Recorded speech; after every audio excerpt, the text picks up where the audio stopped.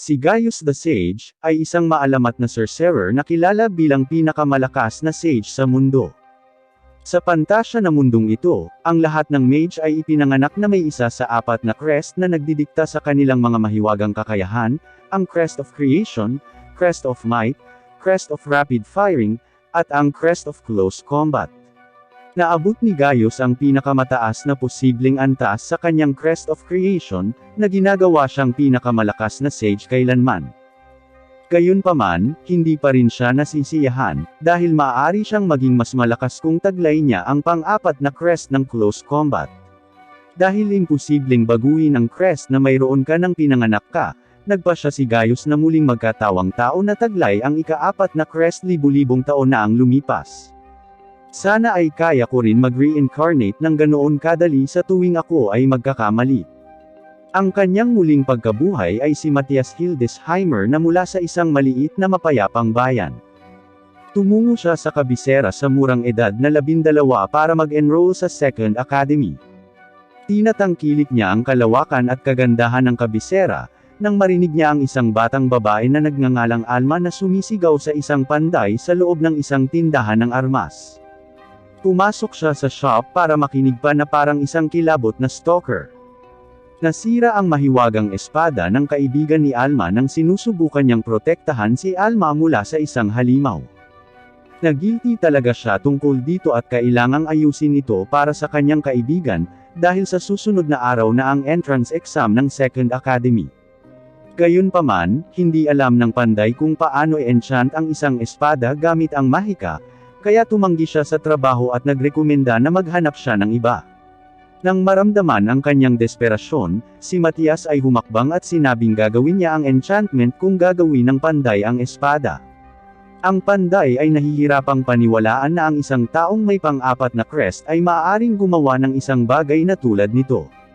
Mapapansin natin mula sa panahon ni Gaius, libu-libong taon na ang nakalilipas hanggang sa kasalukuyang panahon, ang pinakamakapangyarihang crest ng Close Combat ay nakakapagtaka na itinuturing na pinakamahina na crest, at ngayon ay mas kilala bilang Crest of Failure, sobrang kakaiba. Gayunpaman, si Alma ay may magandang damdamin tungkol kay Matthias, at binigyan siya ng mahiwagang bato upang i-infuse sa espadang gagawin ng panday. Habang hinihintay ang panday na magawa ang espada, pumasok ang kaibigan niya sa tindahan. Parehong agad na nagkaroon ng crush si Matthias at ang kaibigan sa isa't isa. Namumula, ipinakilala niya ang kanyang sarili bilang Lurie Abendroth. Di nagtagal matapos ang panday na gumawa ng espada, inilapag ito ni Matthias sa mesa sa harap nila at kinuha ang mahiwagang bato. Sa isang simpleng haplos lang ng espada, na-enchant niya ito ng pinahusay na tibay ng loob at iron cutter para maging matibay at sapat na lapad para madaling magamit ni Lurie sa labanan. Lahat sila ay hindi makapaniwala sa kung gaano kabilis niya itong na-enchant, lalo na nang walang binibigkas na mga incantation. Nagpasya si Lurie na subukan ito sa ilang mga swings ng pagsasanay, ngunit natapos niyang hatiin ng malinis ang mesa sa kalahati sa pamamagitan lamang ng paglapat sa mesa gamit ang dulo ng espada, mukhang gumana ang enchantment. Kinabukasan, nakipagkita si Matthias kina Lurie at Alma para kumuha ng practical entrance exam para sa Second Academy. Si Lurie ay pumasa sa swordsmanship na bahagi ng pagsubok sa pamamagitan ng pagsira sa espada ng examiner, salamat sa kanyang bagong espada. Matapos marinig na si Matthias ang nag-enchant dito, nagpa siya ang kapitan ng Order of Knights na si Gael na kumuha ng kanyang pagsusulit. Kung kakayanin ni Matthias ng maayos ang mga pag-atake ni Gael, ang kapitan ay magtitiyak para sa kanyang pagpasok anuman ang kanyang iba pang mga marka sa pagsusulit. Masayang tinanggap ni Matthias ang hamon, at inalis ang sandata ni Gael sa isang iglap, na patulala, sumuko si kapitan.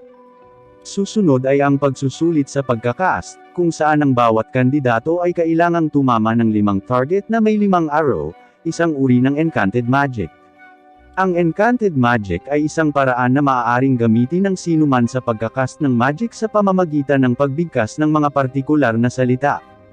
Sa layunin, ito ay isang mababang paraan dahil iniiwan nito ang caster na mahina sa pag-atake sa kalagitnaan ng pag-chant, at may mahinang conversion rate ng enerhiya ng caster sa kapangyarihan ng spell. Gayunpaman, sa mga kadahilanan, hindi nauunawaan ni Matias na ang Enchanted Magic ay itinuturing na perpektong mahika para sa labanan, at ang Crest of Creation, na lubos na katugma sa Enchanted Magic ay kilala rin bilang ang Crest of Glory sa panahong ito. Sa kanyang turn, nagpasya si Matias na gumamit ng isa pang diskarte. Ang kanyang Crest of Close Combat na kilala ngayon bilang Crest of Failure, ay pinakamainam para sa mga walang salita na pag-chant at may napakaliit na saklaw. Nagpalabas si Matias ng walang salita na spell na tumama sa lahat ng 5 target ng sabay-sabay, ngunit nakakasira din sa karamihan ng bakuran ng paaralan dahil sa kakulangan ng katumpakan sa kanyang magic. Namangha ang lahat habang nasasaksihan nila ang kapangyarihan ng walang salita na pag-chant sa unang pagkakataon. Anyway, pumasa silang 3 sa entrance exam, at naging magkaklase. Kinabukasan, dumalo sila sa seremonya ng pagbubukas, kung saan ang punong guro ng Second Academy, si Edward, ay naghahatid ng isang napakaikling talumpati upang hikayati ng mga mag-aaral, at pagkatapos ay tinawag si Matias mula sa madla upang sabihin sa kanya na pumunta sa kanyang opisina. 1,000 mga pag-iisip ang sumugod sa ulo ni Matias, at inihahanda niya ang kanyang sarili para sa pinakamasama. Sa kanyang sorpresa, pinupuri siya ng punong guro dahil sa kanyang kahangahangang husay at galing sa espada at walang salitang mga spell. Kinumpirma niya ang mga hinala ni Matias na ang wordless magic ay isang nawawalang kasanayan, at ang First Royal Academy ay sistematikong inalis ang wordless magic sa lahat. Hiniling ni Headmaster Edward na gustong buhayin ito, kay Matias na turuan ang mga estudyante ng wordless casting, at oras na para sa inter-school competition, upang mapatunayan nila ang kapangyarihan ng mga teknik na walang salita. Ipinakita ni Matias ang kanyang mga kakayahan sa walang salita na pagkakast, at pagkatapos ay nagsimulang magturo sa mga mag-aaral ng mga pangunahing pamamaraan. Sa lalong madaling panahon, karamihan sa kanila ay nasanay na. Dumating ang araw ng inter-school competition makalipas ang 1 buwan. Nararamdaman ni Matias ang presensya ng isang tao na may 10 beses na mas mahiwagang kapangyarihan kaysa sa tao, katumbas ng kapangyarihan ng antas ng demonyo. Naglalakad siya sa arena at nakita ang 3 kalaban sa First Academy. Agad niyang nakilala na ang nasa gitna ay talagang isang demonyong nakabalat kayo, at ang pinagmula ng kapangyarihang mahika na naramdaman niya kanina. May peking crest pa ang demonyo para magmukhang tao, full package talaga.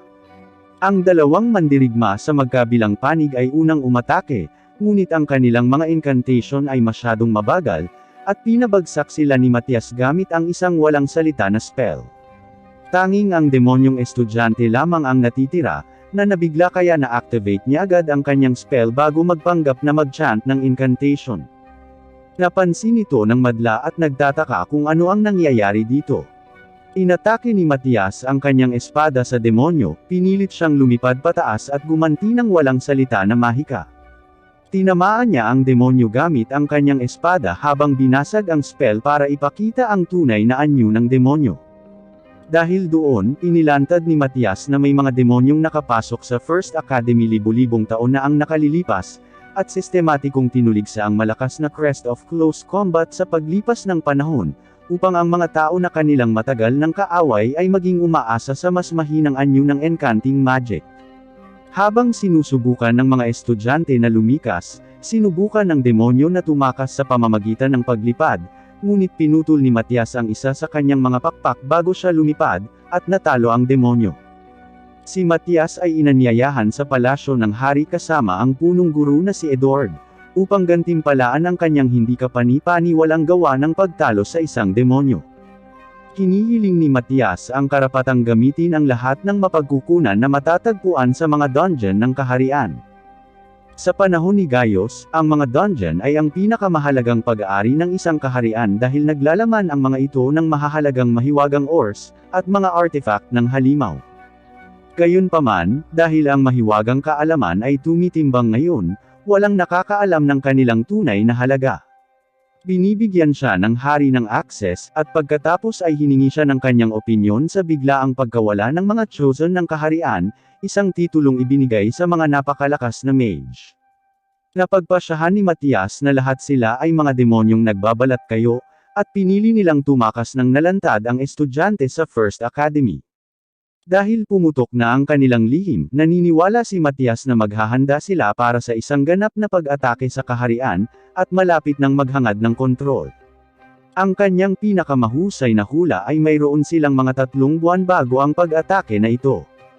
Nag-aalala ang hari, ngunit tiniyak ni Matias sa kanya na ang kailangan lang ay isang mahiwagang barrier upang protektahan ang lungsod, na maaaring gawin sa loob ng 1 buwan sa pamamagitan ng pinagsamang pagsisikap ng mga mag-aaral sa Second Academy. Inirerekomenda din niya na turuan sila ng wordless magic. Sumang-ayon ang kanyang kamahalan sa kanyang mga ideya, at itinuro sa kanya ang treasury ng kaharian para sa pakikipaglaban sa mga demonyo. Nang maglaon, pumunta si Matias sa treasury upang maghanap ng mga divine level na mahiwagang artifact, na kailangan para sa paghahanda ng barrier.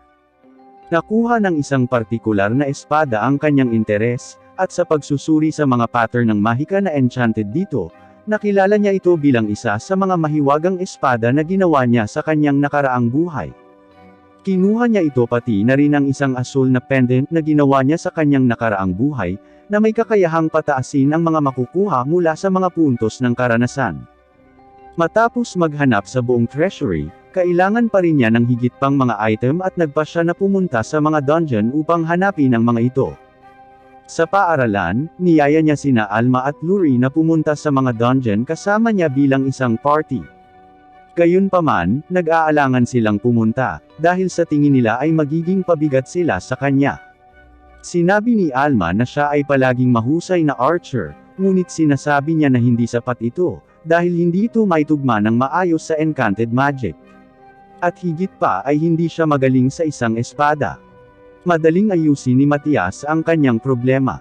Kumuha siya ng pana at nag-enchant ng isang arrow gamit ang simpleng walang salita na mahika, na naging dahilan upang ang target na natamaan niya nito ay nawasak, na nagpapabuti ng archery at maging isang mahalagang kasanayan sa pakikipaglaban. Bukod dito, si Alma ang may crest para sa rapid firing, na natural na gagawing lubos na katugma sa mahiwagang archery. Tiniyak din niya sa isang nasasabik na si Luri na tutulungan niya itong mapabuti sa mga enchantment para samantalahin ang kanyang crest of creation, ang crest sa kanyang nakaraang buhay na pinili niyang iwanan sa pamamagitan ng reincarnation. Ngayon ay motivated, ang mga batang babae ay sumang-ayon na sumali sa kanyang partido. Pumasok ang 3 sa dungeon kung saan ginamit ni Matias ang unang palapag para sanayin sina Alma at Luri. Ang mga halimaw ay naiiba sa bawat palapag, ngunit ang unang palapag ay karaniwang may mga hindi nagbabantang uri. Nakahanap siya ng isang maliit na halimaw na parang alimango at inilagay ito sa isang tumpok ng mga bato bilang target ni Alma na magsanay ng mahiwagang archery. Matagumpay niyang na-enchant ang arrow at natamaan ang halimaw sa unang pagsubok. Susunod, hiniling niya sa kanya na hawakan ang arrow ng mas matagal bago ito bitawan, at mag-concentrate sa trajectory ng arrow. Sinunod niya ang kanyang mga tagubilin at pinakawalan ito. Pagkatapos nito, nakita niya ang isa pang halimaw sa lupa. Nagiging sanhi ito ng arrow upang baguhin ang kurso nito sa kalagitnaan ng paglipad, at matamaan ang halimaw. Ipinaliwanag ni Matias na ito ang thread-guided engine, at dapat itong gawin ni Alma hanggang sa matamaan niya ang maraming halimaw sa isang arrow lang. Nasa sabik na makabisado ang kanyang bagong kasanayan, siya ay umalis upang galugarin ang unang palapag ng dungeon sa kanyang sarili at kunin ang mga magic stones mula sa mga halimaw na kanyang napatay upang tumulong sa pagbuo ng barrier. Sa sandaling wala na siya, sinimulan ni Matias ang kanyang mga aralin sa enchantment para kay Luri. Ang unang mahahalagang pag-aaral para sa isang enchanter ay ang malaman kung paano gumawa ng armas. Pinaghiwa-hiwalay ni Matias ang isa sa mga plain na pader ng dungeon, na sinasabing lahat ng mga ito ay isang mayamang pinagmumulan ng ores. Itinuro niya sa kanya kung paano kunin ang mga ores mula sa hilaw na material, at linisin ang mga ito sa mga purong metal at mineral. Matagumpay niyang na-extract ang purong mithril at bakal mula sa hilaw na material mismo. Sa oras, bumalik si Alma na may daladalang mga magic stones. Alam na ni Luri ang mga pangunahing kaalaman sa paggawa ng mga na-enchant na espada. Masaya sa kanilang pag-unlad, nagpasya si Matias na pumunta sila sa ika-10 palapag upang subukan ang lahat ng kanilang natutunan. Sina Alma at Luri ay nagtulungan para talunin ang mga halimaw.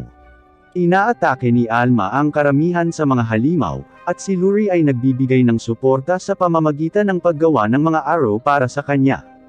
Gayunpaman, magsisimula ang tunay na pagsubok nang dumating ang isang mabangis na halimaw na aso. Sumabli dito si Alma sa unang ilang beses, at malapit na siyang sugurin ng halimaw, ngunit iniligtas siya ni Luri sa pamamagitan ng paglalagay ng firewall sa pagitan nila. Nakabawi si Alma, at tinamaan ang paa nito at pagkatapos ang leeg nito, na ikinamatay nito. Pinupuri sila ni Matias para sa kanilang mabilis na pag-unlad at mahusay na pagtutulungan ng magkakasama at bumuo ng isang ligtas na lugar para sa kanilang pahingahan. Pansamantala, pupunta siya sa ika-25 palapag upang kunin ang adamantite ore, na kailangan para sa barrier. Matapos marinig ito, hindi makapaniwala si Alma dahil ang pinakamalayong napuntahan ng sinuman ay ang ika-23 palapag, na kung saan ay ang 30 tao na party na pinamumunuan ni Gayos, ang Diyos ng Mahika. Nalilito si Matias sa taong may pangalang Gayos, ngunit nagkataon lamang ito. Bumaba siya sa mas malalim na palapag hanggang sa makakita siya ng mga batong naglalaman ng adamantite. Bigla niyang nadetect ang presensya ng isang malakas na halimaw, at nahulaan na ito ay isang floor boss. Isinasaalang-alang ito bilang ang kanyang unang pagsubok sa Crest of Close Combat, siya ay sumugod patungo sa aura. Inalis niya ang landas ng anumang mga sagabal para lumapit sa kanya ang halimaw, ngunit naramdaman niyang nagmumula ito sa likuran at halos hindi makaiwas dito. Ang halimaw ay isang arc serpent, isang agresibong halimaw na may malalakas na pagsugod at isang makamandag na kagat na maaari pang magkorod ng bato. Kinarap niya ito ng direkta, ngunit ang kanyang espada ay halos hindi nakakapinsala sa matigas nitong kaliskis. Sa wakas, dinurog niya ang isang magic stone upang maglabas ng isang ulap ng mahiwagang enerhiya, at nagtipon siya sa kanyang espada upang makagawa ng isang malakas na hampas na pumawi sa ahas.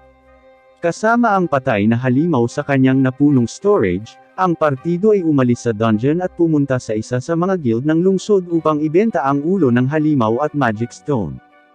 Kahit na ang magic stone mula sa halimaw ay mas malaki kaysa sa anumang nakita ng lungsod, hindi ito sapat para sa barrier ni Matthew. Ang guild ay nagbibigay sa kanila ng malaking kabayaran na 750 gintong barya para sa mga kalakal, na hinati ni Matias ng pantay-pantay sa kanilang tatlo. Habang nakikipag-chat at naglalakad sa paligid ng bayan, naramdaman niya ang 2 demonyong papunta sa akademya.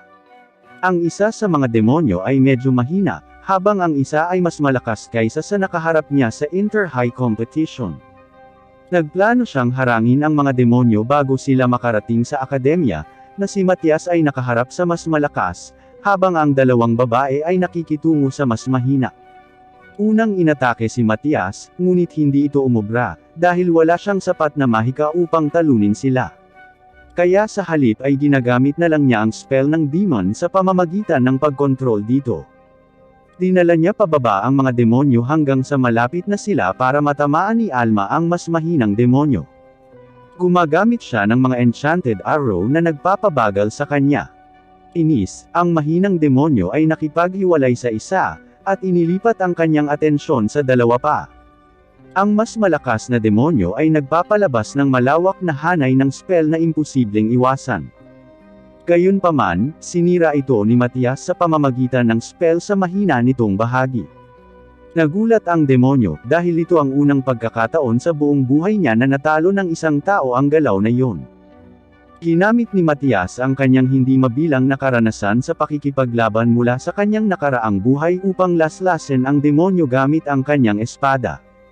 Ang demonyo ay nagpasya na umatras sa ngayon, ngunit si Matias ay nagcast ng isang occlusion orb sa kanya, na kumukuha ng mahiwagang enerhiya ng isang host at lumalaban sa kanila, na naging dahilan upang ang demonyo ay mawalan ng kakayahan.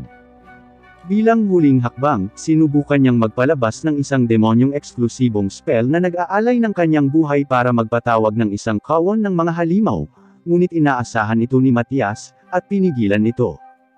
Nang wala ng ibang pagpipilian, tinanggap ng demonyo ang kanyang pagkatalo. Samantala, umaabala ng oras sina Alma at Luri sa pamamagitan ng patuloy na pag-atake sa mahinang demonyo gamit ang mga arrow, at paggamit ng kanyang oras sa pag-recover upang umatras. Nang tapos na si Matias na pabagsakin ang kanyang kaharap na demonyo, pumunta siya upang tulungan sila. Matapos makita ng demonyo na matalo ang kanyang mas malakas na kasabwat, gumawa siya ng matalinong desisyon na tumakas. Dahil hindi makakalipad si Matias palapit sa kanya, nagpaputok si Alma ng palaso na humihiwa sa isang pakpak niya, dahilan para mawalan siya ng kaunting taas. Nilaslas ni Matias ang kabilang pakpak, na napilitang bumagsak ang demonyo sa lupa. Kinabukasan, inanyayahan ng hari ang tatlo sa palasyo upang purihin sila, at ibigay ang kanilang mga kahilingan bilang kapalit ng kanilang matapang na gawa. Humiling muli si Matias ng higit pang mga dungeon, habang si Alma at Luri ay tumatanggap ng mga gantimpala ng pera.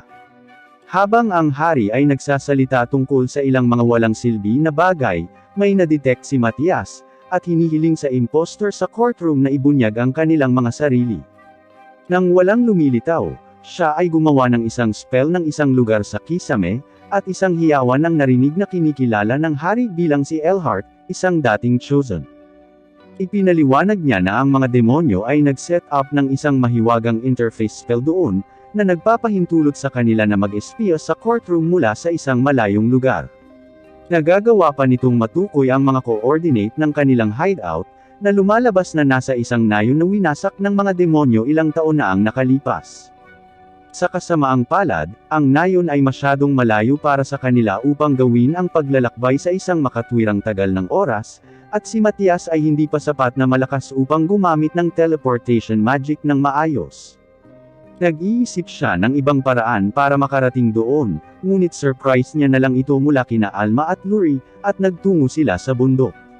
Sila ay natakot na makita ang isang buhay na humihinga na dragon, ngunit si Matias ay nagnanais na gamitin ito bilang kanilang paraan ng transportasyon. Sinabi niya sa kanila na manatili sa likod habang nakikipag-ayos siya dito. Ang dragon na ito ay si Iris the Darkest Dragon, isang dragon na nakalaban niya sa kanyang nakaraang buhay, ngunit mula noon ay naging kaalyado na niya pagkatapos niyang sumuko. Hindi siya nakilala ni Iris noong una, at inutusan siyang umalis sa kanyang nasasakupan, kung hindi ay susunugan niya siya ng malutong. Nagpatuloy siya sa paglalakad papunta sa kanya, kaya nagcast siya ng Dragon Breath spell. Natunaw ito ni Matias sa pamamagitan ng pagtama sa mahina nitong bahagi, at ipinahayag na siya ang muling pagkabuhay ni Gaius sa panahon ng dragon. Nang napagtanto niyang siya iyon, agad siyang humingi ng tawad at humingi ng awa. Tiniyak niya sa kanya na narito lamang siya para hilingin ito, ngunit sinabi ni Iris na hindi na siya makakalipad dahil sa kanyang mga pakpak na napunit. Ipinaliwanag niya na pagkatapos mawala si Gaius, isa sa mga higanteng mahiwagang reactor sa isang kaharian ng tao ay sumabog, na humantong sa iba pang mga pagsabog ng reactor, na nagpabalik sa mga tao sa Stone Ages. Ipinapaliwanag nito kung bakit nawala ang lahat ng pag-unlad ng mga tao sa magic. Gumagamit si Matias ng enchantment magic upang mailigtas ang kanyang mga pakpak upang magawa ang trabaho, ngunit hindi ito perpekto, dahil ang Crest of Creation ay ang perpekto para sa mga enchantment. Pagkatapos nito, lumipat sila sa wika ng tao para maintindihan nina Alma at Luri. Natutuwa, kinuha ni Iris ang kanyang unang paglipad sa loob ng 5,000 taon upang dalhin ang party sa kanilang destinasyon. Hindi nagtagal, narating nila ang nayon at nahanap ni Matias ang bahay kung saan nagtatago si Elhart. Walang makikitang tao sa bahay pagpasok nila, dahil gumagamit si Elhart ng concealment spell para hindi makita ang sarili. Gayunpaman, nakita niya ang kanyang posisyon sa pamamagitan ng pag-detect ng kanyang mahiwagang enerhiya, at inalis ni Matias ang kanyang concealment spell. Si Elhart ay nagpatuloy sa pag-atake, ngunit si Matias ay patuloy na umiiwas sa kanyang mga galaw, habang si Alma ay patuloy na umaatake ng mga palaso sa kanya. Istorbo lang ang tingin ni Elhart sa mga palaso, hanggang sa mapansin niyang pabagal ng pabagal ang kanyang mga galaw. Lumalabas na ang mga arrow na ginagamit ni Alma ay enchanted ni Luri na may magic toxin, na nag-uubos sa demonyo ng mahiwagang enerhiya nito. Dahil sa asar na binubugbog siya ng isang grupo ng maliliit na tao, gumamit siya ng mabangis na spell ng demonyo na lubos na nagpapalakas sa kanyang lakas, ngunit kukunin ang kanyang buhay kapag nagamit na ang lahat ng kanyang mahika. Gumamit ng ilusyon si Matias para linlangin ang demonyo sa pag-atake sa projection nina Alma at Luri, na naghahatid ng malaking dosis ng magic toxin sa kanyang anyo ngayon. Nagpaputok si Alma ng panghuling arrow sa kanyang ulo, at natalo si Elhart. Pagkatapos nito, sinabi niya kina Alma at Luri na hintayin siya sa langit kasama si Iris, habang nakikipaglaban siya sa isang mas malakas na kalaban. Sa sandaling nasa ligtas na distansya sila, dinurog niya ang 3 mahiwagang bato upang palabasin ang kanilang enerhiya, na pinilit ang demonyo sa usok na naramdaman niya kanina upang magpakita. Nagsimula silang maglaban, at agad na pinutol ng demonyo ang braso ni Matias. Gayunpaman, ito ang plano ni Matias sa lahat ng panahon. Kinailangan niyang mag-cast ng Restore at Analysis spell sa kanyang braso bago ang laban. Ito ay nagpapahintulot sa kanya na muling sumama sa kanyang braso at makakuha ng impormasyon sa mahika ng demon. Ito ay nagpapahintulot sa kanya na iwasan ang lahat ng kanyang mga galaw, at mas malapit sa demonyo kung saan nasugatan niya ang kamay ng demonyo gamit ang kanyang espada. Nakaramdam ng pananakot, ang demonyo ay gumawa ng isang spell na katulad ng Atrocify, ngunit hindi ito papatay sa kanya pagkatapos. Dahil nasuri na ang kanyang mahika, madali itong pinawalang bisa ni Matias, at lahat ng iba pa niyang spell. Ang hiwa na ginawa ni Matias sa kamay ng demonyo ay enchanted din, at sinimulan itong makuha ang lahat ng mahiwagang enerhiya sa kanilang paligid. Dinurog niya ang isang mahiwagang bato na nagdulot ng lahat ng mahiwagang enerhiya nito na sumugod sa katawan ng demonyo, na humahantong sa isang pagsabog. Ang pagsabog ay nagpapakita ng isang Dragon Vein Pillar, isang malakas na pinagmumula ng kapangyarihan na sadyang itinago ng mga demonyo sa abandonadong nayon. Ang mga hula ni Matias ay pinaplano nilang gamitin nito upang ilabas ang isang hukbo ng libu-libong mga halimaw sa kabisera, ngunit ang pagsabog ay swerteng nakaiwas sa target nito ng ilang milya ang layo mula sa lungsod, na binibigyan sila ng oras upang bumalik at gumawa ng mga paghahanda para sa pag-atake. Ang partido ay bumalik sa akademya kasama si Iris sa anyo ng tao, kaya kailangan na hilingin ni Matias na siya ay maging isang mag-aaral. Umayag ang punong guro na payagan siyang sumali hanggat pumasa siya sa entrance exam na may markang 47 sa 50. Ngayong medyo sanay na sa mga pamantayan ng lipunan ng tao, medyo nagpapanik siyang bumagsak sa written na pagsusulit. Sa pagsusulit sa praktikal na swordsmanship, nakipaglaban siya sa knight. Hindi pa rin sanay sa kanyang bagong katawan, nahulog niya ang kanyang espada at pinuntahan ito, na kung saan inaatake siya ni Gael. Casual niyang itinigil ang kanyang pag-indayog sa pamamagitan ng paghawak sa espada gamit ang kanyang mga kamay, at pagkatapos ay iindayog ang kanyang espada na parang baseball bat, na nagpapadala kay Gael na lumilipad sa bubong ng isang gusali. Susunod ay ang Magic Practical Exam kung saan kailangan niyang maabot ang lahat ng 5 target.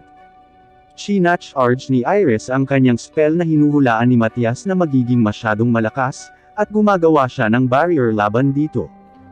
Nang sa wakas ay ilabas niya ito, ang buong school ground ay nawala, kasama ang 5 target, matagumpay na nagawa ang pagsubok. Walang pagpipilian ang punong guro kundi tanggapin ang isang estudyanteng may hindi kapani-paniwalang salamangka sa antas ng calamity. Ang Second Academy ay medyo nahihirapan sa pangungulekta ng mga ores na kailangan para sa mga barrier, dahil karamihan sa mga estudyante ng Enchantment Specialized Crest of Creation ay naka-enroll sa First Royal Academy. Ang dalawang akademya ay may mahabang kasaysayan ng puot, na ginagawang halos imposibleng gamitin ang tulong ng arogante na headmaster ng First Academy.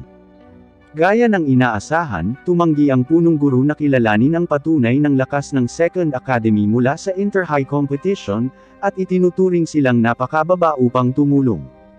Iminumungkahi ni Matias na magkaroon ng isa pang kompetisyon, kung saan ang magkabilang panig ay nagpapadala ng maraming kalahok hanggat gusto nila, at ang matatalo ay gagawin ng anumang hihilingin ng nanalo.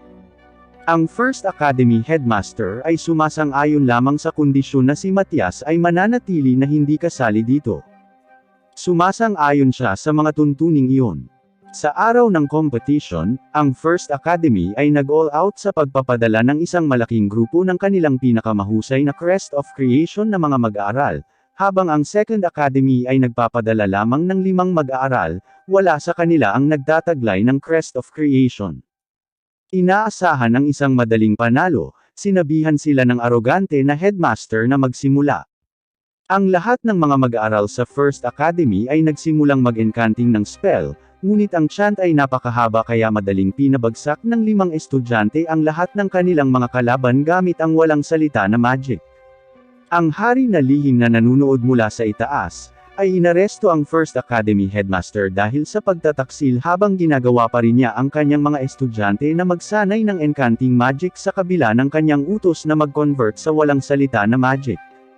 Sa pag-alis niya, inutusan ng hari ang mga mag-aaral sa First Academy na tulungan ang Second Academy, sa kanilang mga pagsisikap at ituloy ang edukasyon sa walang salita na magic. Ang paglipat ay nangyayari ng maayos. Ang mga mag-aaral sa First Academy na masayang nakikipagtulungan, mukhang kinasusuklaman din nila ang kanilang headmaster. Habang ang mga estudyante ay nagmimina at nagtitipon ng mithril mula sa dungeons, dinala ni Matias ang kanyang partido at si Iris sa mga dungeon upang maghanap ng halimaw na magbibigay sa kanila ng 60 cm diameter na magic stone upang mabuo ang core ng barrier. Ginagamit din niya ang ekspedisyong ito para subukan kung makakaangkop ba si Iris sa kanyang bagong katawan, at maging angkop sa kanilang party. Nagpasya siyang magpatawag ng isang malakas na halimaw sa pamamagitan ng paggamit ng isang magic stone. Hiniling niya kay Iris na ipasok ang mahika sa bato ng dahan-dahan, ngunit ang kahulugan ni Iris ng mabagal ay ibang-iba, at sa huli ay nag-summon siya ng isang dragon na mas malakas kaysa sa inilaan ni Matias. Inabala ni Iris ang dragon sa pamamagitan ng pagmumura at nagsasalita sa wika ng mga dragon at paminsan-minsang sinuntok ito. Samantala, nagtatanim si Matias ng maraming casting circle sa paligid ng dragon. Nang handa na siya, sinabihan niya si Iris na hikayatin ang dragon sa paggamit ng Dragon Breath. Gumana ang kanyang panunukso at naikast ito ng dragon, habang sinusubukang tumakas ni Iris. Ina-activate ni Matias ang casting circles na gumagawa ng isang malakas na spell na nagbaliktad sa direksyon ng Dragon Breath, at inilalagay ito sa dragon mismo. Ang spell ay direktang tumama sa dragon at sinusunog ito sa abo. Dinala sa kanila ni Iris ang malaking magic stone. Ngayon sigurado na siya ay isang mahalagang asset, iniimbitahan siya ni Matias na sumali sa kanilang partido. Sinasanay niya itong gamitin ang kanyang katawan ng tao sa pamamagitan ng pagsasanay sa pagmanyobra sa hindi pantay na lupa, habang pinuprotektahan ang isang shell mula sa mga palaso ni Alma. Tinutulungan rin niya si Luri na mag-level up sa pamamagitan ng paggawa ng mga bagong kagamitan, upang sa kalaunan ay maigawa niya ito ng isang mahusay na espada. Nang nasanay na siya sa pag-enchant ng maraming spell sa isang sandata, gumagawa siya ng mga bago para sa bawat miyembro ng partido. Ang mga armas ay sapat na malakas upang wasakin ang bato. Tila lahat ay nangyayari ayon sa plano para kay Matias. Mabilis na umuunlad ang kanyang partido, parami ng parami ang gumagamit ng walang salita na mahika, at malapit nang gawin ang barrier upang protektahan ang kaharian mula sa mga demonyo. Kapag nakumpleto na ang lahat, plano niyang umalis sa lungsod para isulong ang sarili niyang agenda. Dumating sa wakas ang araw ng pagtatayo ng barrier. Naramdaman ni Matias ang isang malaking mahiwagang presensya sa itaas ng Second Academy, at natukoy na ang plano ng demon sa pag-atake sa akademya ay gamit ang isang teleportation technique na tinatawag na Majoron bago gawin ang barrier. Gayunpaman, ang kanyang mga kamay ay ginagamit sa pagkakast ng barrier, kaya hiniling niya kina Alma at Luri na bigyan siya ng oras. Gaya ng inaasahan, may lumabas na demonyo mula sa portal at inaatake ang lahat ng estudyante gamit ang isang malakas na spell ng apoy. Ang mga mag-aaral ay gumagawa ng isang mahiwagang shield upang ipagtanggol ang kanilang sarili, habang sinusubukan ni Luri na gumawa ng isang casting circle. Ang lahat ng kanyang mga pagtatangka ay nabigo, hanggang sa siya ay bumaba sa huling magic stone. Ang makita ang lahat ng kanyang mga kaklase na sinusubukan ang kanilang makakaya upang protektahan siya hanggang sa matapos niya ang enchantment ay pumupuno sa kanya ng pagganyak, at matagumpay niyang ginawa ang mahiwagang araw na gusto niya. Binaril ito ni Alma sa demonyo, tinusok siya sa dibdib. Sa kanyang sandali ng kahinaan, ginagamit ng mga estudyante ang kanyang spell para talunin siya. Gayunpaman, mas maraming demonyo ang nagsimulang lumabas sa portal. Mukhang isang walang pag-asa na sitwasyon para sa mga tao, ngunit si Matias ay nagpakita sa eksena pagkatapos ng paghahanda sa barrier. Mag-isa niyang tinatalo ang lahat ng mga demonyo, at lahat ng mga estudyante ay nag-cheer sa kanya. Nang napabagsak na ang mga demonyo, ina-activate ni Matias ang barrier sa pamamagitan ng paglalagay ng huling magic stone sa lugar. Isang magandang napakalaki na simboryo ang nakapalibot sa kaharian, na nagpoprotekta sa mga tao mula sa panganib. Gayunpaman, hindi pa tapos ang kanilang trabaho. Alalahanin ang haligi ng Dragon Vein, ang mga halimaw na ipinatawag nito ay sa wakas ay nakarating na malapit sa kaharian, at dapat silang alisin ng mga estudyante bago nila atakihin ang mga kalapit na nayon. Ang mga estudyante ang humaharap sa unang alon ng mga demonyo, ngunit ang partido ni Matias ay pumasok upang lipulin ang pangalawang alon ng mas malalakas na demonyo. Ang huling hamon ay ang Void Ear, isang uri ng halimaw na lumalaki sa pamamagitan ng paglamon sa iba pang mga halimaw. Bagamat hindi pa ito sapat na hamon, dahil talagang pinapakain ito ng malakas na si Matias ng mga mahiwagang bato upang palakihin pa ito, upang makakuha sila ng mas mahusay na mga resources mula dito kapag pinatay nila ito. Tamang-tama, pinapabagsak ito ni Matias sa ilang mga hiwa ng kanyang enchanted sword, at pinutol ang ulo nito. Ngayong naasikaso na ni Matias ang lahat ng agarang pagbabanta sa kaharian, nais niyang umalis sa akademya upang makahanap ng higit pang Dragon Vein Pillar. Nag-aalok ang punong guro na panatilihin siya sa mga talaan ng mag-aaral bilang isang espesyal na mag-aaral sa scholarship, upang magamit niya ang tulong ng paaralan kung sakaling magkaproblema siya. Pinapalawak din nito ang scholarship sa mga miyembro ng partido ni Matias nang nagpasya silang samahan siya sa kanyang mga pakikipagsapalaran. Ang mga mag-aaral ay nagpaalam sa kanila, at ang apat ay umalis mula sa akademya. Ang una nilang destinasyon ay ang Melkia Dungeon, ngunit nagulat si Matias nang malaman na isang adventurous na lungsod ang nagtayo ng sarili sa itaas ng mga dungeon mula nang mawala siya. Gayunpaman, ang lungsod ay madilim at halos walang laman pagdating nila. Isang mahiwagang lamppost na malapit sa kanila ang umiilaw, ngunit nagbibigay ito ng kakaibang magic signature. Napagtanto ni Matias na direktang pinapagana ito ng Dragon Vein sa halip ng karaniwang magic stone. Binabalaan sila ng isang nagtitinda ng prutas na manatili sa malayo dahil madalas silang sumasabog, at responsable sa ilang pagkamatay sa lungsod. Sigurado, biglang sumabog ang lamppost sa harap ng kanilang mga mata.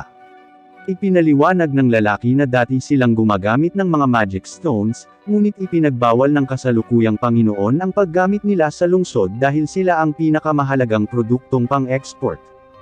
Bukod dito, ipinadala niya ang karamihan sa mga adventurer sa ika-10 palapag ng dungeon para harapin ng isang makapangyarihang halimaw, kaya naman mukhang bakante ang lungsod. Napagpasyahan ni Matias na ang una nilang gagawin ay ang pumunta sa guild at nakakita ng notice na nagsasabing lahat ng gustong pumunta sa mga dungeon ay nangangailangan ng permit. Gayunpaman, nang humingi sila ng mga permit sa guild, ang receptionist ay nagpapayo laban dito, na sinasabi na ang lahat ng may permit ay talagang nagiging parang mga aso ng Panginoon at kailangang gawin ang anumang mapanganib na misyon na naisin ng Panginoon na gawin nila sa tuwing gusto niyang gawin nila ito. Hindi nababahala, ang partido ay humihingi pa rin ng mga permit. Bago nila masimulan ang proseso ng aplikasyon, isang babae ang nagpapanik na pumasok sa guild at nagtanong kung mayroong sinumang marunong gumamit ng healing magic, dahil maraming mga adventurer ang bumalik na lubhang sugatan. Karamihan sa mga manggagamot ay pinalayas ng kasalukuyang Panginoon, dahil sa tingin niya sa kanila ay isang pag-aaksaya ng pera. Nagboluntaryo si Matias nang walang pag-aalinlangan. Sinusuri niya ang mahiwagang enerhiya ng lahat upang matukoy ang kalubhaan ng kanilang mga pinsala, at inilalagay ang mga may bilang na tablet sa pagkakasunod-sunod ng kalubhaan ng mga pinsala. Plano niyang pagalingin ang mga ito sa pababang pagkakasunod-sunod ng kanilang kalubhaan sa tulong ng kanyang partido. Gayunpaman, sinisikap ng mga medic na ilayo siya, dahil hindi nila kayang ipagsapalaran ang pagkawala ng mga adventurer sa pamamagitan ng mga kamay ng ilang bata na may crest of failure. Pinatunayan ni Matias ang kanyang confidence sa pamamagitan ng pagpapagaling sa pinakamalubhang nasugatang adventurer. Ito ay nagsasara sa kanilang bibig ng mabilis. Hiniling ni Matias na makipagtulungan sila sa kanya upang iligtas ang lahat ng mga adventurers. Sa lahat ng kanilang pinagsamang pagsisikap, nagagawa nilang pagalingin ang bawat isang adventurers. Matapos magpasalamat ang pangunahing medic kay Matias, tinanong siya ni Matias tungkol sa mga pangyayari sa pagkamatay ng nakaraang Panginoon. Sinabi ng medic na ang dating Panginoon ay biglang namatay sa kanyang pagtulog, at walang nakakaalam ng eksaktong dahilan ng kamatayan. Ipinagpalagay ni Matias na malamang na pinatay ng mga demonyo ang Panginoon, at isa sa kanila ang pumwesto. Pagkatapos manirahan sa isang silid, sumulat siya ng isang liham sa punong guro upang ipasa sa hari, inilatag ang mga detalye ng kung ano ang nangyayari sa Melkia. Gumagamit siya ng panlinlang na sulat sa isang espesyal na kahon na may false bottom at iba pang mahiwagang pagtatago upang maihatid ang mensahe, dahil pinaghihinalaan niya na ang mga liham na ipinadala mula sa Melkia ay kailangang suriin bago ipadala. Kinabukasan, ang partido ay pumasok sa mga dungeon para sa isang mabilis na survey. Bumalik sila dala ang bungo ng isang halimaw na pinabagsak ng mga babae at ni Iris gamit ang kanyang Open Dragon Breath upang ibenta sa guild. Taking gulat ng receptionist, dahil ito ang malakas na halimaw na nagpinsala at pumatay sa napakaraming adventurer ng lungsod.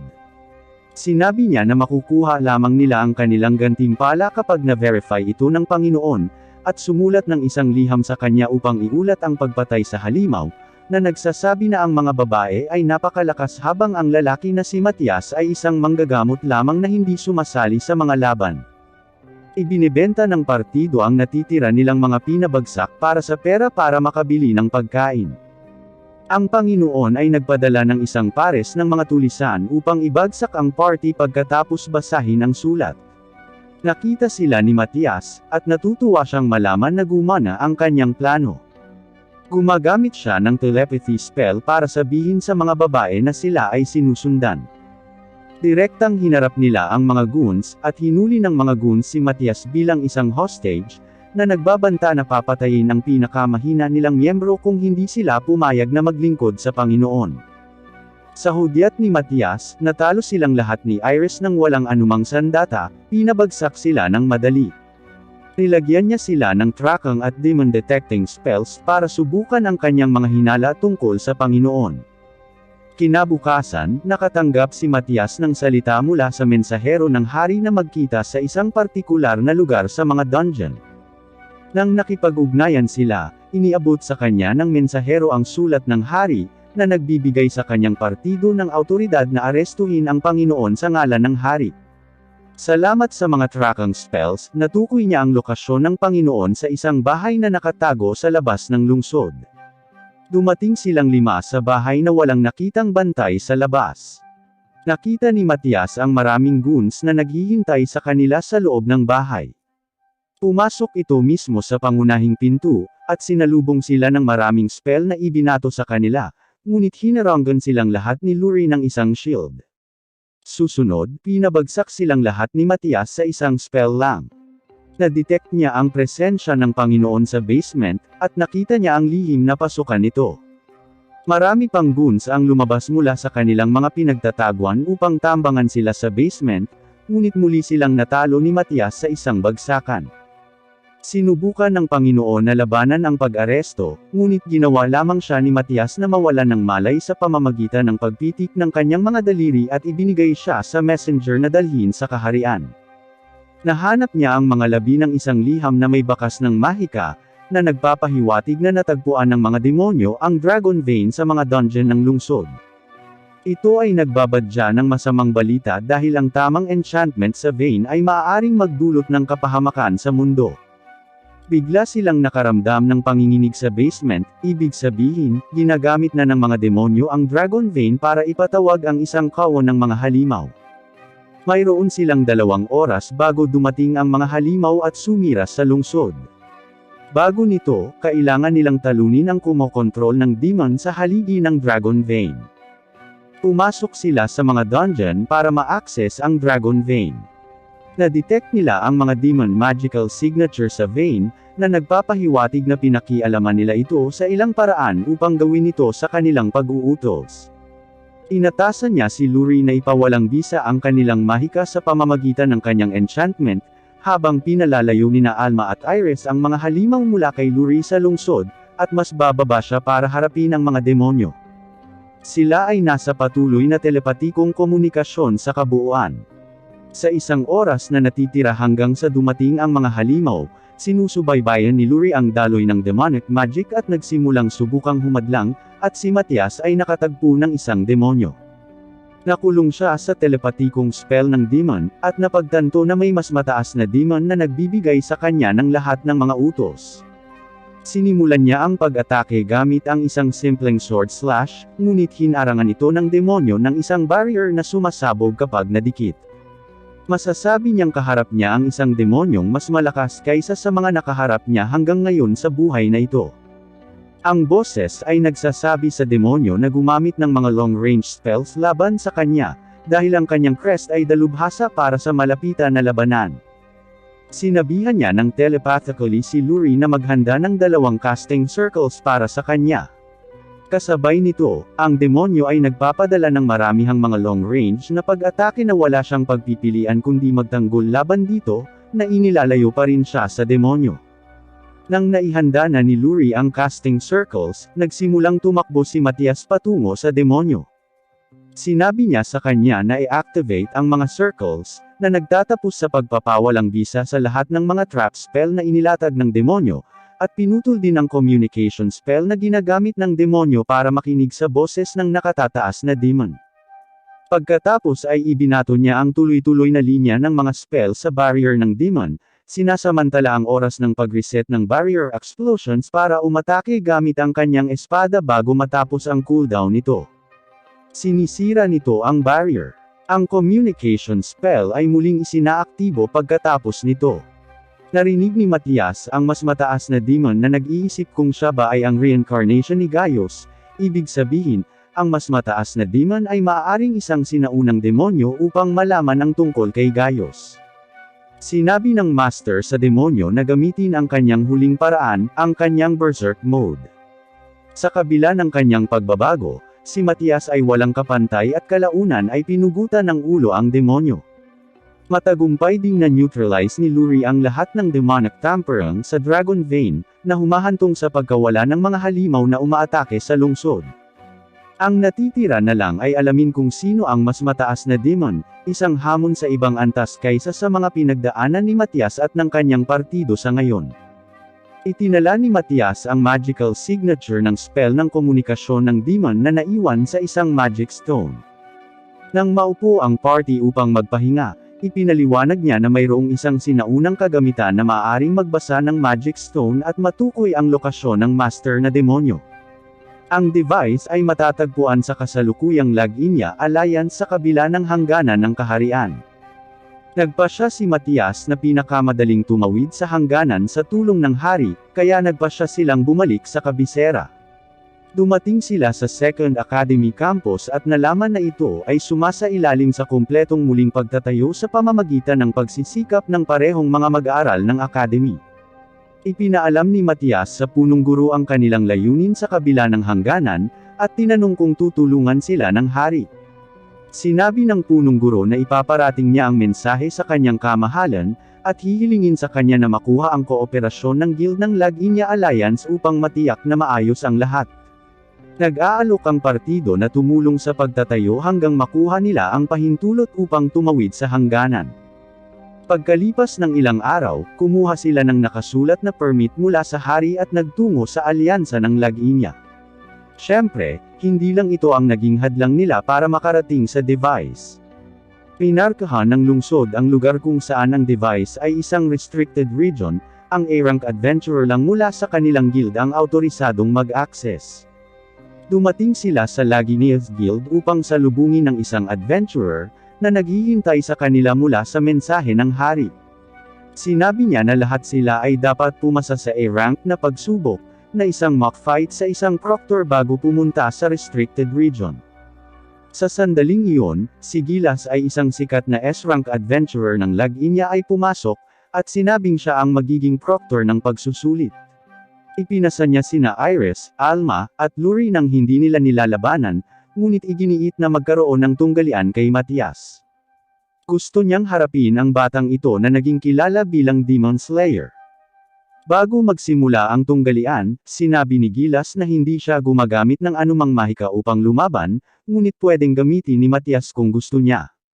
Gayunpaman, sa sandaling nagsimula silang makipaglaban, napagtanto ni Matias na si Gilas ay nagcast ng mga enchantment sa kanyang katawan at espada nang hindi namamalayan, isang kahangahangang kakayahan na hindi magagawa ng karamihan sa mga tao. Ang dalawa ay pantay sa mga tuntunin ng swordsmanship, kaya't pinaganda ni Matias ang mga bagay gamit ang magic. Nahaharap sa isang mabigat na kalaban sa unang pagkakataon sa kanyang buhay, si Gilas ay gumagamit din ng parehong magic technique katulad ni Matias upang manatili sa kanyang pakikipaglaban. Gayunpaman, dahil sa kanyang kawalan ng karanasan sa pagkakast, binugbog siya ni Matias at pinilit siyang tanggapin ang pagkatalo. Nang matapos ang tunggalian, tinanong ni Gilas kung paano siya magiging kasing lakas ni Matias. Ibinigay sa kanya ni Matias ang aklat na isinulat niya tungkol sa mga spells upang matulungan siyang mapabuti sa labanan ng magic. Mababa ang tingin ni Gilas sa mahika, dahil sa tingin niya lahat ng spells ay maaari lamang ibigay sa pamamagitan ng pagbigkas ng mga chants na iniiwan ng caster na mahina. Gayunpaman, itinuturo ni Matias na ang walang salita na magic ay walang ganoong kahinaan, at si Gilas ay sa katunayan ay ginagamit ito ng hindi na pagtatanto. Itinakda ni Gilas ang kanyang isip sa pagpapabuti ng magic sa labanan. Sa kanilang A-rank na certification, ang partido ay makakaalis na para sa restricted Folkia region. Nakarating sila sa isang checkpoint kung saan binibigyan siya ng mga guard ng pass para ma-access ang lugar. Gayunpaman, nakita ni Matias ang isang tracking spell sa isang mensahe ng Demon Code sa nakaraan na nagsasabing ang mga ito ay isang banta na dapat harapin kaagad. Pinaghihinalaan nila na ang buong rehiyon ng Folkia ay maaaring kontrolado na ng mga demonyo. Sigurado nga, makikita ang malaking grupo ng mga bandido na naghihintay na tambangan sila sa di kalayuan. Binigyan ni Matias sina Luri at Alma ng pampatulog para palihim na patulugin ang mga bandido, habang sila ni Iris ay ginugulo sila. Gumagana ang plano, ngunit nakatulog din sina Luri at Alma pagkatapos malantad sa gas. Matapos silang gisingin, pumunta sila sa Folkia City. Nakikita nina Luri at Matias ang mahigit 30 natatanging magical signature.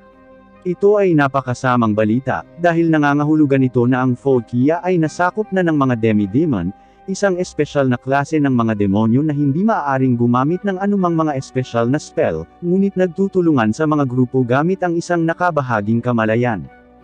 Sa halip na direktang pumasok, natuklasan ni Matias ang isang nakatagong daanan, na malamang na ginamit ng mga demi-demon para makalusot sa center ng lungsod. Ang lahat ng mga taong bayan ay mukhang mga zombie, naglalakad sa paligid na walang patutunguhan na may bulag na tingin at tila sila ay nasa isang uri ng kawalan ng ulirat. Nakahanap sila ng mahabang pila sa harap ng isang pabrika kung saan ang isang demonyo ay nagkakast ng thought paralysis spell sa mga taong bayan upang masakop sila sa walang pag-iisip na pagtatrabaho sa pabrika. Nag-counter spell si Matias sa kanya at sa mga babae, para magpanggap silang nasa ilalim ng thought paralysis at pumasok sa factory para mag-imbestiga. Kung ano ang nakikita nila sa loob ay medyo nakakapangamba. Ang mga tao ay ginagamit upang i-refine ang Rankon Magical Ore, isang uri ng mineral na maaaring magamit upang gumawa ng mga pampasabog. Ang 1 toneladang purong Rankon ay maaaring alisin ang isang buong kaharian. Siyempre, hindi nila ito hahayaang magpatuloy, kaya nagplano sila ng diskarte para mapabagsak ang demi-demons. Sinasamantala ang kanilang ibinahaging kamalayan at pagtutulungan ng magkakasama, ibinukas ni Matias ang napakalaking magical signature ni Iris, na nag-aalerto sa mga demonyo at pinilit ang ilan sa kanila na pumunta at imbestigahan ang banta. Habang papalapit sila sa lugar, pinabagsak silang lahat ni Matias, Alma, at Luri. Ang mga demi-demon na magkakasama sa kamalayan ay napupunta sa siklab ng galit dahil higit sa kalahati ng kanilang mga puwersa ay napatay. Sa wakas, bumaba ang pinuno ng mga demi-demon para tingnan ang eksena. Inutusan niya ang natitirang mga demonyo na magtipon sa isang lokasyon, at nagpa siya na gamitin ang kanilang mga rangkel na pampasabog upang tapusin ang kalaban. Gayunpaman, ang kanyang plano ay nabigunang ang dalawa sa kanyang mga demonyo ay pinatay sa harap niya mismo. Sa kabutihang palad, napagpasyahan ni Gilas na bisitahin ang Folkia at tumulong. Siya at ang pinuno ay nagtagpo ng mga espada, habang sina Iris at Matias ay tinapos ang iba pang mga demi-demon. Sa tulong ng mga bagong walang salita na spell na nakuha niya mula sa libro ni Matias, itinulak ni Gilas ang demi-demon sa kanyang limitasyon at tinalo siya ng buong lakas. Gayunpaman, biglang nagningning ang mga mata ng demi-demon leader, at siya ay bumangon at sinusugod si Matias. Kinaranggan ito ni Matias, at ang parehong boses na narinig niya na nag-uutos sa demonyo sa dungeon ng Melkia ay nagsasalita mula sa bibig ng demi-demon. Ang boses ay nagbabanta na susundan si Matias sa sandaling sirain niya ang selyo at muling mabuhay ng kumpleto. Pagkatapos nito, nagkawatak-watek ang katawan ng demi-demon. Ang mga tao na nasa ilalim ng thought paralysis spell ay nagkamalay, at sobrang nalilito. Bilang isang mataas na ranggo na adventurer, ipinapalagay ni Gilas ang pansamantalang kontrol sa emergency sa Folkia hanggang sa bumalik ito sa normal. Nakipaghiwalay ang party sa kanya, na inaabangan ni Matias kung gaano siya lalakas kapag nagkita silang muli. Sa wakas ay nakarating sila sa lugar ng device. Muntik nang madulas si Matias na siya ang gumawa ng device bilang gayos libu-libong taon na ang nakalilipas. Ang device ay nasa ilalim ng parang pyramid na istruktura na mabubuksan lamang sa pamamagitan ng pag-enchant dito sa isang partikular na spell. Binuksan ito ni Matias, na nagudyok sa pyramid na itaas at ipakita ang isang daanan sa ilalim ng lupa na dapat nilang pasukin. Sa loob, nakikita nila ang sinaunang kagamitan na napanatili pa rin sa malinis na kondisyon. Habang inihahanda ito ni Matias para sa pag-activate, ang iba ay tumitingin sa paligid ng ruins para sa mga mahahalagang artifact. Ngunit siya ay nahihiya na makitang sila ay nakakahanap lamang ng kakaiba na armas na ginawa ni Gaius para sa kasiyahan. Nang handa na ang device, ginagamit ito ni Matias para ma-analyze kahit ang pinakamahina na magical signature sa Magic Stone.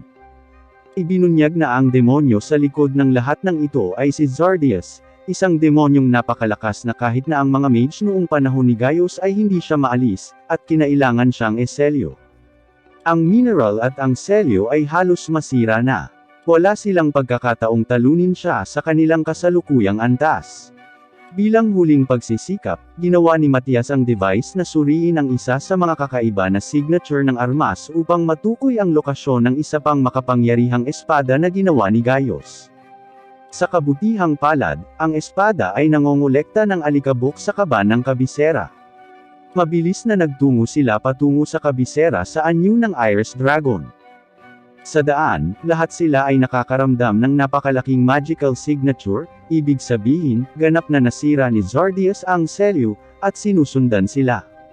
Binigyan ni Matias sina Luri at Alma ng 2 magic stones para hanapin ang espada sa kabang yaman, habang pinipigilan ni Matias si Zardius. Dumating si Zardius sa Kapitolyo sa pamamagitan ng isang portal.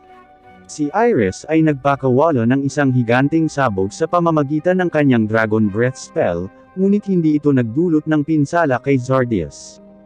Si Matias ay nalulula sa kapangyarihan ng demonyo, at nabigong makaiwas sa isa sa kanyang mga pag-atake. Inihayag ni Zardius na binuhay niyang muli ang mga demonyong pinatay nila sa kabisera pabalik. Samantala, pumunta sina Alma at Luri sa treasury, ngunit hindi binibigyan ng akses ng walang pahintulot ng hari. Napapaligiran sila ng mga gwardya, ngunit sa kabutihang palad ay pumasok ang hari, at inutusan ng mga gwardya na umatras at buksan ang kaban para sa kanila. Sa kalaunan ay nahanap nila ang espada at sinubukang dalhin ito kay Matias ng mabilis, ngunit nasagasaan nila ang mas mahinang demonyo na natalo nila noon sa loob ng kabisera. Gayunpaman ang kanilang mga kasanayan ay bumuti ng sari-sari mula noong umalis sila sa kabisera, at madali nilang pinabagsak ang demonyo.